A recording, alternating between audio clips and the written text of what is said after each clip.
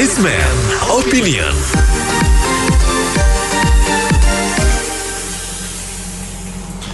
Ketua Umum Partai Nasdem Surya Paloh menilai selain adanya KPK untuk mencegah dan memberantas korupsi di Indonesia, juga harus dibangun budaya malu korupsi di masyarakat. Menurutnya hal itu bisa dibangun dari keluarga dan lingkungan sekitar. Gimana komentar Anda? Apakah sekarang sudah ada budaya malu korupsi ini dan gimana membangun budaya malu korupsi? Silakan 633 9160 633 9160. Ya, budaya korupsi itu sebenarnya dari dulu kan sudah ada ya, tapi sangat tabu untuk dilakukan, apalagi untuk pemangku jabatan ya. Kita lihat semua partai politik dengan semua kontestasinya rata-rata menggunakan sistem seperti itu kalau dia ingin terpilih menjadi anggota legislatif ataupun orang yang duduk di jajaran kepala daerah ataupun setingkat wali kota, bupati, itu rata-rata kan menggunakan budaya seperti itu. Nah, pada saat sebelum dipilih mereka ikut kontestasi, sesudah terpilih biasanya menggunakan anggaran untuk mengembalikan dana yang mereka keluarkan pada saat kontestasi politik tersebut. Nah, sebaliknya kalau tidak terpilih, nah itu menjadi mereka the have not ya, golongan yang tidak punya, karena apa yang dikorupsikan lagi mereka tidak punya potensi untuk terpilih gitu loh. Sementara dana yang dikeluarkan banyak. Jadi ini bermula dari asal muasal seperti itu. Nah, budaya malu itu bisa saja diciptakan dalam keluarga atau dalam lingkungan kalau memungkinkan mereka semua berpikiran seperti itu. Tapi biasanya kan kalau orang yang melakukan tindakan korupsi, ya maaf nih, berjamaah itu kan harus bersama-sama. Kalau ada salah satu yang tidak senang atau kontra dengan perbuatan yang lain, pasti mereka akan dikucilkan atau dimusuhi. Nah, ini catatan penting juga. Jadi kalau semuanya tidak mau melakukan itu, saya kira itu bisa budaya malu itu bisa dilaksanakan dengan baik. Saya kira demikian. Budaya malu kita ini kalau mau hilang, intinya dari penegak hukum kita. Penegak hukum kita tegas, semuanya dari Mahkamah Agung sampai kepolisian, kejaksaan harus tegas. Kalau tidak tegas juga, kasih hukum sosial untuk koruptor gitu. Karena KKN sekarang ini sudah bikin menjadi-jadi. Korupsi sampai sekarang aja, untuk rakyat aja jatahnya itu masih diambil juga sama mereka. Jadi intinya, kalau tidak ada penegakan hukum kayak gitu, sampai sekarang di Indonesia tidak akan hilang dari Indonesia ini. Kalau sapunya masih kotor juga. Ya, saya rasa sekarang mudah sekali ya di dunia sosial media ini. KPK itu tolong buat poster, kasih fotonya, namanya, korupsinya berapa, dari partai mana. Tapi nanti misalnya ada seleksi BUMN, komisaris jangan kebobolan lagi. Ada seleksi partai, pilkada jangan kebobolan lagi. Jadi sekali korupsi, kesempatan sekali aja, hak pilih, hak politik, hak jadi BUMN, direksi, komisaris dihilangkan. Kemudian yang kedua yang lebih penting lagi itu yang memangku jabatan ataupun penilai ya, kayak jaksa, hakim, atau pengacara, atau polisi, atau APRI, atau apa yang korupsi juga, itu dikalikan 2 hukumannya. Jadi harus ada undang-undang yang pengkalian 2 kalau umum, dan ada hukumannya segini. Kalau yang pemangku jabatan 2 kali lipat, jadi biar kapal. Terus yang ketiga juga sosial media ini tadi posternya juga kalau bisa sekeluarga deh ditampilin, ini anak koruptor, ini anak ibu koruptor, nah kayak gitu. Terima kasih. Iya, yang sudah orang korupsi itu disita, dimiskinkan, jadi jerah itu.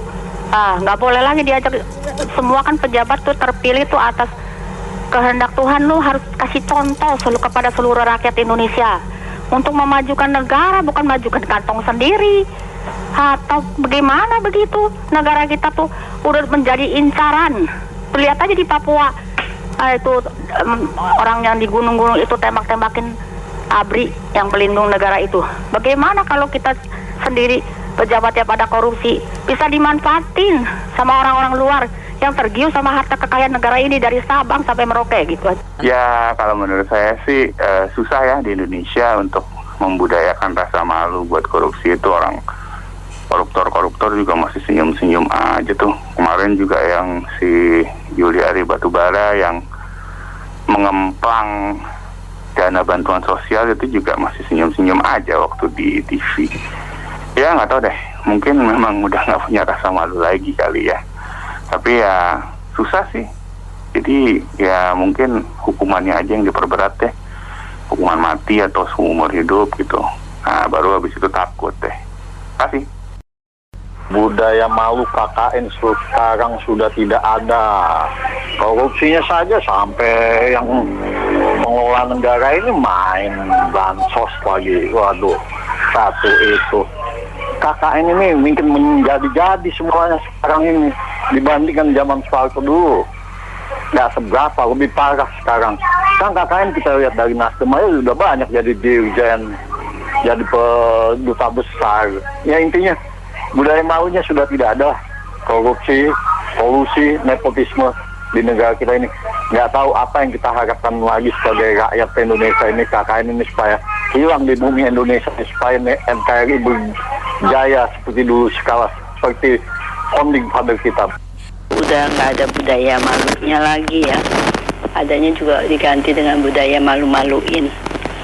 Korupsi di Indonesia emang agak sulit diberantas karena sudah berakar ya, seperti pohon beringin yang sudah menancap, sulit untuk. Tapi sebenarnya bisa kalau dipimpin sama orang yang keras, yang tegas gitu loh, ditindak korupsi, dihukum dengan seberat-beratnya. Nah ini korupsi dikasih keringanan, terus dikasih remisi, terus itu lagi yang korupsi dikasih jabatan. Itu kan aduh bagaimana nggak mau pada korupsi, susah, emang sulit. Cuman dari kecil, dari pendidikan semua harus ditanamkan budaya malu. Kalau bukan hanya korupsi, semua perbuatan yang nggak baik itu harus dilakukan. Jadi mereka harus bekerja dengan sungguh-sungguh, dengan benar seperti di Jepang gitu loh. Terus sudah gitu presidennya juga harus bersih dan tegas, benar-benar tegas. Yang seperti yang galak lah, kayak ya galak kalau dia nggak bersih juga ya sama aja bohong ya. Dia juga harus bersih dan juga yang tegas gitu menindak koruptor. Saya rasa bakalan bersih, yakin saya kalau benar-benar dijalankan. Itu aja sih, itu kerinduan hati saya untuk bangsa Indonesia. Makasih. Jadi begini, untuk pemberantasan korupsi itu harus dilakukan secara komprehensif. Jadi bersama-sama.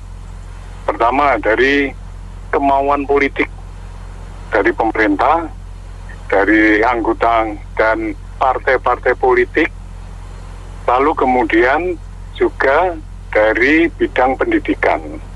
Mulai dari awal sekolah, dari PAUD, TK, SD, SMP, diajarkan disiplin dan kejujuran. Itu dari bidang pendidikan. Kemudian dalam bidang penegakan hukum harus dilakukan dengan tegas dan keras. Tegas itu artinya kalau memang ada kasus korupsi harus diungkap, diproses ya. Kemudian keras dalam hal penjatuhan hukuman. Ini adalah para aparat penegak hukum yang berfungsi. Lalu di bidang politik, peran parpol itu juga penting sekali. Mereka selama ini bersikap permisif. Jadi seolah-olah mendiamkan kalau ada anggotanya yang korupsi, ya terserah, kalau ditindak ya sudah. Tapi dari partai sendiri tidak ada untuk mencegah, memberi aturan yang tegas, jangan korupsi. Kalau dalam proses pemilu, pilkada, jangan ada money politik. Itu harus dari partai politik. Lalu kemudian dari kalangan aparat, kalangan agama, itu harus terus dikumandangkan untuk menjalankan perintah agama dengan benar. Jadi termasuk tidak korupsi. Jadi dengan demikian maka harus sekali lagi bersama-sama secara komprehensif, baru secara bertahap bisa hilang. Memang tidak bisa sekaligus, tapi sudah bisa diperbaiki dan lama-lama bisa dihilangkan budaya korupsi. Sekian, terima kasih. Ibu, saya kasihkan sedikit ya. Kalau menurut ini sih di dunia sekarang ini kan kasino kapitalisme ya. Sangat susah lah. Bukan hanya di Indonesia, di seluruh dunia juga banyak yang udah nggak benar ya. Karena tuh banyak mereka tuh mau maju, mau cepet kaya, jadi budaya instan gitu ya. Atau jadi kekuasaan dengan segala cara. Bahkan kadang-kadang menimbulkan kerugian bagi masyarakat banyak gitu ya. Makanya itu kalau waktu saya di sekolah itu, kalau mau jadi baik itu contohlah Mahatma Gandhi, Nelson Mandela, dan Fidel Castro. Mereka itu contoh pemimpin yang sangat baik menurut saya. Soalnya di milenium kedua ini udah nggak ada kayaknya ya. Orang yang sederhana, benar-benar membela rakyat. Sampai yang meninggal pun mereka nggak ada yang mewah-mewah, hidupnya sederhana. Terus juga mereka itu mengerti apa kata namanya puas dan cukup. Kalau sekarang ini nggak ada, adanya tuh hidup tuh yang penting senang sendiri, rakyat lain menderita, yang lain menderita nggak pusing. Dan juga di bidang pendidikan kalau bisa juga dari bidang pekerjaan juga, tolonglah diajarkan supaya tuh kalau mau kerja atau di sekolah itu mau prestasi boleh, tapi jangan menghancurkan orang lain gitu. Itu aja, makasih. Saya ada dua hal yang mau saya bilang. Pertama tuh, yang korupsi yang nggak korupsi banyakan yang korupsi gitu loh. Cuma masalahnya nggak ketahuan aja. Udah jadi budaya gitu. Jadi agak pesimis sih saya. Ya. Yang kedua, jadi kalau bisa tuh kalau memang benar sungguh-sungguh pemerintah mau berantas korupsi, dari mulai usia dini lah, di brainwash, kita kata sasarnya tuh di brainwash anak kecil tuh nggak boleh korupsi, mencuri dan lain-lain. Jangan di brainwash pakai agama gitu loh, lebih gampang gitu loh. Brainwash korupsi itu gini gitu. Jadi terapkan seperti negara komunis kalau perlu, nggak masalah gitu. Kita mau kok bukan ideologi mau jadi komunis gitu loh. Ya, makasih. Ya, sebetulnya seharusnya ditanyakan ke Pak Surya Palohnya ya. Seperti apa seharusnya, caranya bagaimana, dan lebih baik sebetulnya beliau memberi contoh gitu. Memberi contoh di dalam partainya sendiri. Bagaimana gitu, harus menjalankan itu. Dari kami rakyat kecil harusnya masalah hukumnya koruptor saja ya yang harus benar-benar dipertegas. Kalau bisa hukum mati, jangan yang korupsi aja ada remisi. Ya itulah saja sih. Terima kasih. Masalah budaya malu ya korupsi di negara kita itu kayaknya jauh panggang dari api deh kelihatannya ya. Karena apa atau sebab apa ya, karena kita sudah mengeluarkan moto ini itu dari dulu ya, mungkin dari zaman ada pertama kali korupsi di negara ini gitu ya. Sebaiknya awal mulanya malu untuk korupsi memang dari dalam keluarga sendiri, berikutnya baru keluar dari keluarga, tetangga atau saudara dan sebagainya. Akan tetapi itu kan hanya sekedar teori di atas kertas, dalam pelaksanaannya ya. Kalau teorinya sih bagus banget, mantap banget gitu ya, tapi begitu udah praktek yang tadinya belum jadi pejabat negara dan sudah jadi pejabat negara bisa lupa gitu ya akan moto atau teori-teori seperti itu ya. Jadi di negara kita itu bukan hanya teori budaya malu yang dijadikan karakter bangsa seperti di negara maju seperti negara Korea dan Jepang itu. Kalau pejabat negara tingginya itu misalnya di Korea dan Jepang itu korupsi, maka akan mundurkan diri. Itu pun masyarakatnya masih mencaci maki, menghina keluarga dia, si koruptor dan oknum koruptor dan keluarganya gitu ya. Jadi memalukan gitu bagi masyarakat sono seperti itu. Akibatnya budaya malunya bagus di negara maju seperti Korea dan Jepang, sehingga kalau pejabat negaranya tidak becus atau melakukan perbuatan yang melanggar peraturan perundang-undangan, maka langsung mengundurkan diri. Kalau di negara kita kan beda. Kalau ada pejabat negara yang melakukan pelanggaran hukum atau undang-undang atau mungkin berbuat tidak baik, maka tetap aja menjabat misalkan seperti itu kemungkinannya ya. Dan budaya malu karakter bangsa kita beda sama budaya karakter negara lain seperti negara maju Korea dan Selatan. Kalau di negara kita, kalau ada oknum koruptor begitu udah selesai menjalani hukuman, misalnya dicaci maki ya, tapi tidak lama nanti akan lupa sendiri gitu loh kalau di masyarakat kita. Kalau di negara maju kan terus dicaci maki seperti itu. Jadi budaya malu tapi bisa. Terima kasih. Sebenarnya bukan di budaya malu, Pak. Hukumnya yang nggak jalan. Bukan yang takut masalahnya.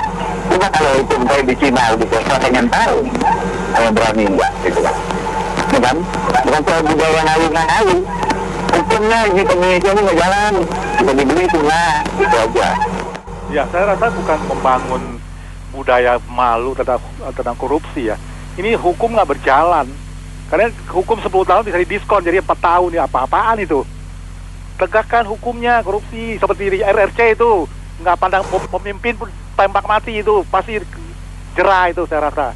Itu aja. Jadi begini, di Indonesia ya, budaya malu untuk para pejabat tinggi yang terlibat kasus korupsi dan sebagainya, kemungkinan itu sangat kecil sekali ya, ada, sehingga budaya malu ini tidak membuat para pelaku atau oknum koruptor itu takut-takut atau malu-malu untuk melakukan korupsi. Tapi ada yang lebih penting dari budaya malu, yaitu penegakan hukum yang kuat atau tidak lemah, atau penegakan hukum yang tajamnya ke segala arah, bukan hanya ke kalangan rakyat bawah saja, tapi juga ke kalangan rakyat atas, ke samping kiri dan kanan. Sehingga kalau ini terjamin, kemungkinan korupsi itu minimal ya, hukumannya juga jangan terlalu ringan. Jadi hukumannya kalau bisa hukumannya maksimal.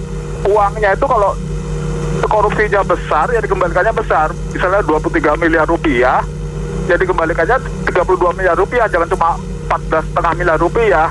Itu kan sama saja merugikan keuangan negara. Kemungkinan seperti itu. Kan bansos misalnya kayak uang negara yang dipungli-pungli, kemungkinan seperti itu. Saya kira Pak Surya Paloh agak terlambat mengucapkan hal ini, apakah budaya malu. Kenapa ya? Karena faktanya membuktikan KPK itu sudah ada sejak dari zaman Presiden Megawati. Dan Presiden Megawati sampai sekarang saya kira udah mungkin periode Pak SBY 2 kali, kemudian Jokowi. Berarti udah mendekati 20 tahun. KPK itu menjalankan tugasnya, dan faktanya sampai hari ini korupsi malah semakin banyak pejabat-pejabat tinggi yang melakukannya. Jadi budaya malu itu sudah terbukti tidak berhasil. Jadi sekarang apa yang harus dilakukan? Penegakan hukum yang tegas dan keras.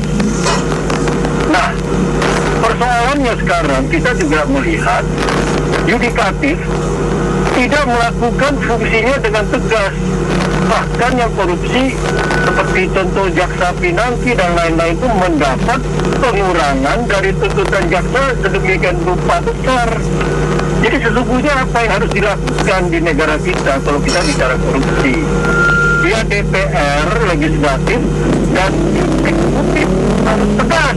Semuanya sepakat bikin aturan yang semakin ketat. Antara lain apa? Pembuktian terbalik.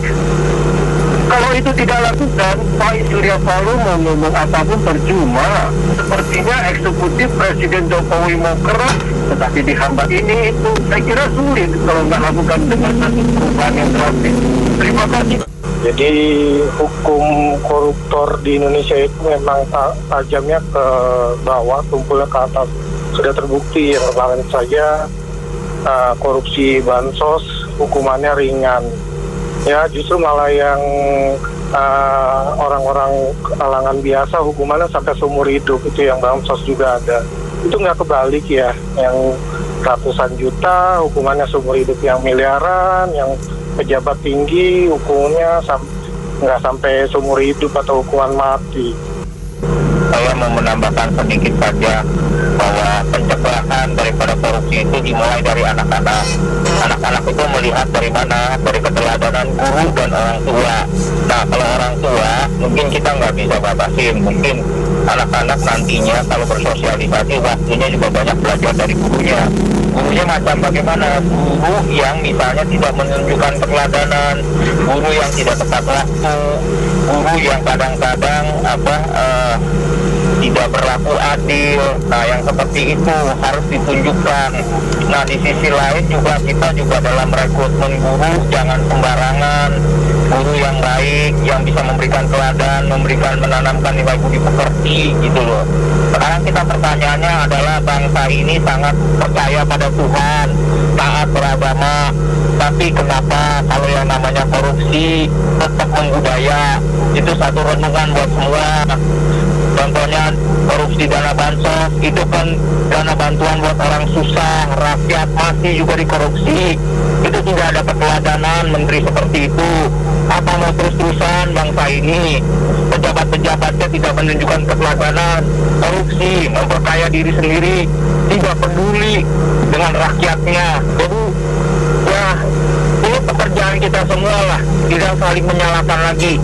Kalau memang mau menjadi bangsa yang besar dan maju, hilangkanlah mental untuk korupsi, menjadi pegawai negeri atau aparat negara, tidak lagi mencari kekayaan.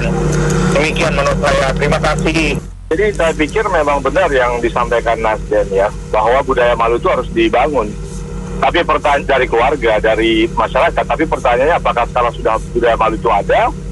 Mungkin belum. Kita tanya pada diri kita sendiri, apakah seorang suami misalnya yang istrinya bekerja baik di institusi swasta ataupun di pemerintahan, atau seorang istri yang suaminya bekerja di institusi pemerintah atau di swasta, itu malu tidak kalau hidupnya di luar dari kewajaran dari penghasilan yang sah?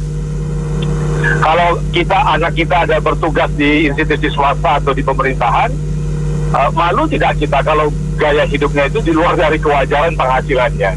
Kalau dia bekerja dengan penghasilan 10 juta misalnya di Jakarta, tapi bisa punya BMW, apartemen 2, shopping sana, keluar negeri bolak-balik, di luar kewajaran itu merasa malu atau merasa bangga? Apakah sosial media platform Instagram yang ada di Indonesia saat ini, maksudnya para aktivis di sosial media, para ini ya, pengguna-pengguna sosmed ini, memamerkan kekayaannya itu wajar nggak dengan penghasilan yang dia terima? Merasa malu atau merasa bangga gitu? Kalau saya melihatnya masih merasa bangga. Paling tidak kita ini memang belum punya malu bahwa suami kita itu kok bisa gajinya 10 juta membelikan kita tas bermerek dari Prancis gitu. Kita nggak pernah malu gaya hidup seperti itu, bahkan cenderung menjadi bangga gitu. Saya bilang itu bukan diperbaiki budaya malunya ya, tapi harusnya itu koruptor itu dipermalukan.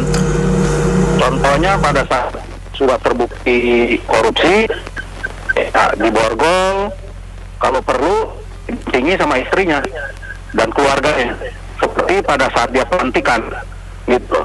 Jadi permasalahannya itu bukan budaya malu gitu, permasalahannya itu dihukum yang kurang tegas gitu terhadap koruptor. Saya rasa demikian. Ya, ini sebenarnya kita mulai dari pendidikan dasar aja lah. Ini budaya malu, terus seperti misalnya contek di sekolah ya, itu kan masih dibiarin atau apa gitu. Itu sebenarnya sudah korupsi secara nggak langsung, kita ngajarin hal yang kurang baik. Nah itu yang kita harus ajarin dari awal sih. Nah, budaya malu sendiri otomatis akan terbentuk. Misalnya, kadang-kadang kita tidak menyadari ya, menuntut anak kita harus nilainya bagus apa-apa dengan halalkan segala cara. Itu aja sih, yang itu harus dibenahin dulu. Itu aja. Thank you. Ya Pak, saya sangat setuju sekali, memang harus membangun suatu budaya malu sesuai dengan Ketua Baskom. Cuma ya mentalnya yang kita harus diuji dulu. Biasanya kalau uangnya besar, lupa segala-galanya Pak. Itu komentar saya, terima kasih ya. Terima kasih. Baik Mitra Bisnis, kita cukupkan sampai di sini opini komentar Anda di Businessman Opinion.